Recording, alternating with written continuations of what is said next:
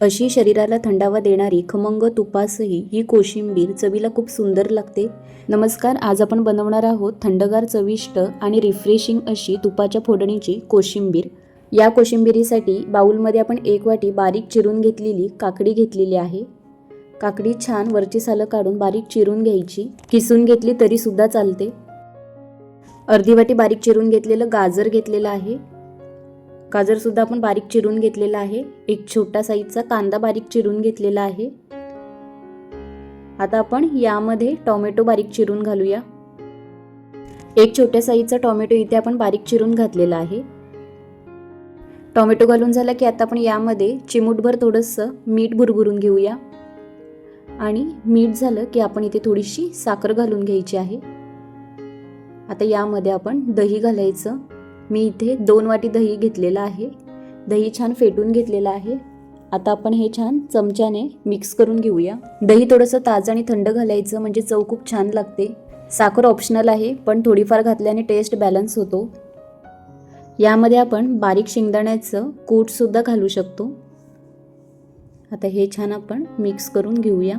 ही कोशिंबीर आपण जेव्हा खाणार तेव्हाच करायची, कारण काकडी पाणी सोडते, त्यामुळे ही कोशिंबीर बनवून नाही ठेवायची। इथे छान आता हे मिक्स करून झालेलं आहे। फोडणी न देता सुद्धा ही कोशिंबीर खायला खूप सुंदर लागते, पण आपण इथे तूप आता गरम करून घेतलं आहे। तूप फोडणी पात्रामध्ये गरम करून घेतलेलं आहे। त्यामध्ये थोडंसं जिरं घातलेलं आहे, थोडीशी मोहरी घातलेली आहे आणि थोडंसं हिंग घालायचं आणि बारीक चिरून घेतलेली हिरवी मिरची घातलेली आहे। ही फोडणी थोडी हलकी गार झाली की आपण या कोशिंबीरमध्ये घालून घेऊया।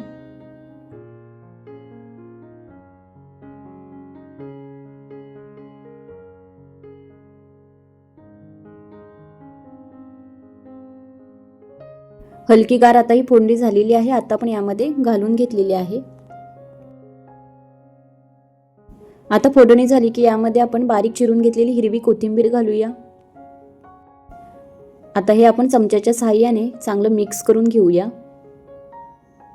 छान हे एकजीव करतानाच कोशिंबिरीला तुपाच्या फोडणीचा खमंग सुगंध येतो।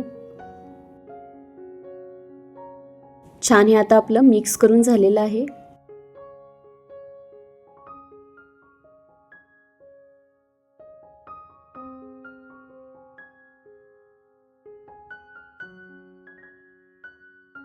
अशी ही थंडगार खमंग आणि तुपाच्या फोडणीची स्वादिष्ट कोशिंबीर आपली तयार झालेली आहे।